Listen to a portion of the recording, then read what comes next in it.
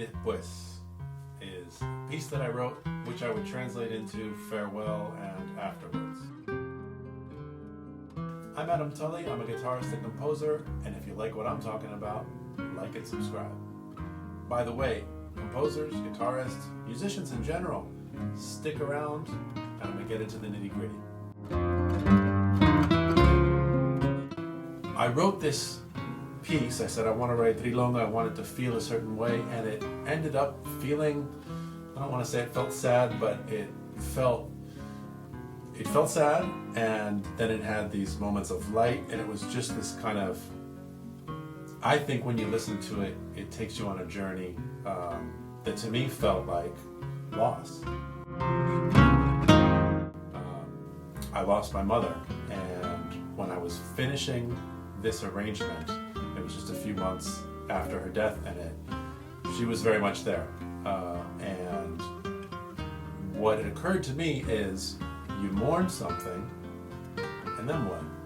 Are you totally done, or is there an afterwards? So it's the mix of emotions, it's the mourning, it's the afterwards, and I hope that you'll find in it a beautiful piece of music.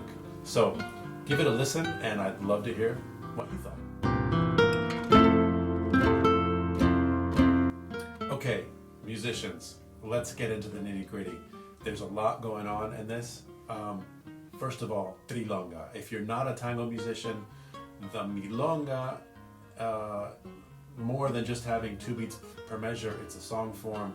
It's got a certain style of rhythm, a certain feel, but it also, in addition to being in tango music, in urban music from Buenos Aires, it previously was in the folk music of the countryside outside of Buenos Aires, and that's a slower version. So when I created my trilonga, my 3-beat milonga, I used both of those. There's a trilonga that I wrote in 2020, and it's on a record I produced with 10 other composers called Astor 2020, and it is original music in the spirit of Astor Piazzolla, but not in the style of. So if you want to check that one out, it's got slow milonga and fast milonga in my trilonga form.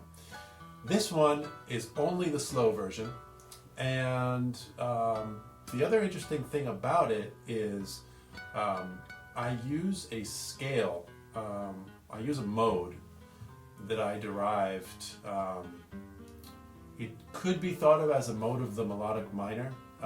It's basically a major scale with a flat 6, but in this case there's no 7th, so I loosely used that mode, or if you want to think of it as a 6-note scale, it's basically a 6-note scale. So when you get to the second section of this piece, you're going to hear this E major that sounds like it's got something a little ominous about it, or an E major that sounds like it's got more color to it, and to me that sounds like the heavens opening up and these rays coming down. That's what that tonality sounds like to me. And then, you know, the rest of it is sort of in a modal minor. Check it out.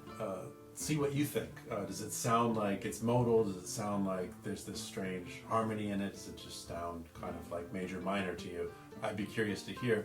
And does the rhythm feel odd? Maybe if you're a tango player, this feels like a milonga, and maybe it doesn't. Maybe it feels like, wow, it's a milonga, but then it really throws me off. I'd love to hear from you tango players too. So, Despedida and Después. Check it out and leave me a comment.